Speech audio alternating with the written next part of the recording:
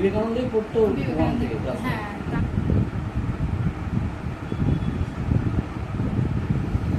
অবশ্যই ভীষণ খুশি হয়েছি, এক্সপেক্ট করিনি, কিন্তু ঠিক আছে, আর একটু ভালো হলে ভালো হতো। ঠিক আছে। এই যে আমাকে অবশ্যই সবার গুরুত্ব রয়েছে, আমার গুরুত্ব রয়েছে, কিন্তু আমার মনে হয় যে আমার সঙ্গে যারা যারা জড়িত, সে ভালো করুন আর খারাপ করুন, সবারই গুরুত্ব রয়েছে আমার এই সাফল্যে। মা বাবা তো আসেনি, প্রত্যেকটা স্কুলের টিচার এবং যাদের কাছে আমি পড়তাম তারা, এছাড়াও আরও অনেকেই আমাকে অনেক সাহায্য করেছেন, এজন্য আমি তাদের প্রতি কৃতজ্ঞ। আজ দেখুন, অনেক আহ, কিছুই বলা যেতে পারে, অনেক উপদেশই দেওয়া যেতে পারে, কিন্তু আমার যেটা সবচেয়ে বেশি গুরুত্বপূর্ণ মনে হয়, সময় নষ্ট না করা।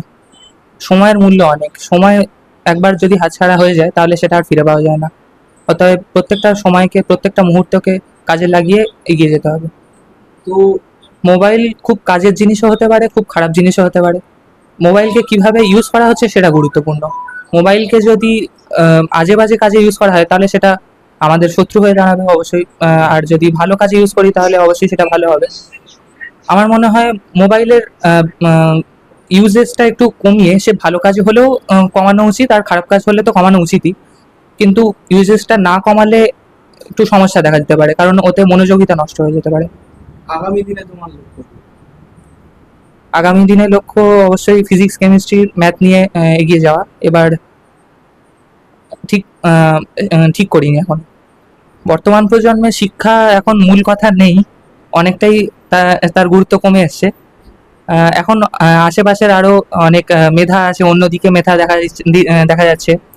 তো পড়াশুনো চিরকালই গুরুত্বপূর্ণ ছিল এবং থাকবে, কিন্তু এখন বর্তমানে অন্যান্য দিকের গুরুত্বও বেড়েছে। সেদিক দিয়ে পড়াশুনোর তুলনামূলক গুরুত্ব কমলেও পড়াশুনোর গুরুত্ব, মানে কি বলবো, অবশ্যই সম্ভব। এখন চারিদিকে কম্পিউটার, আঁকা, লেখা, গান, আবৃত্তি ইত্যাদি নানা বিষয় আগেও ছিল, কিন্তু এখন বর্তমানে বাড়ছে সেসব দিকে মেধা। তো পড়াশুনো গুরুত্বপূর্ণ হলেও আশেপাশের দিকে নানা সৃজনশীল কলায় লোকের প্রতিভাও বাড়ছে, সেদিক দিয়ে পড়াশোনা ছাড়াও এগিয়ে যাওয়া সম্ভব। Thank you. এমনি খেলাধুলা খেলাধুলো বলতে শনি রবিবার খেলতে যাই, কিন্তু রোজ খেলে হয়ে ওঠে না। কি করছো? ফুটবল খেলি।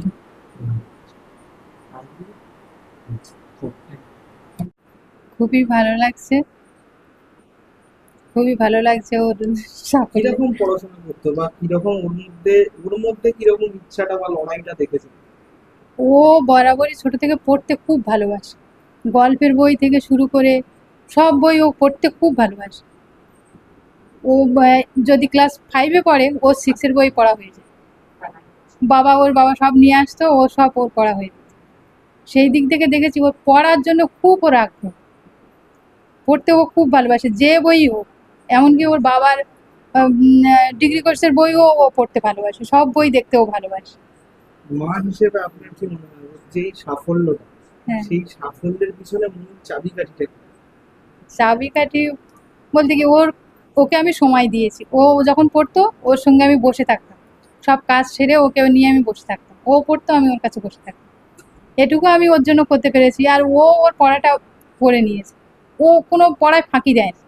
ও সব পড়া পারলে ও আগে পড়ে রাখে, পড়াগুলো ও সব আগে পড়ে রাখে।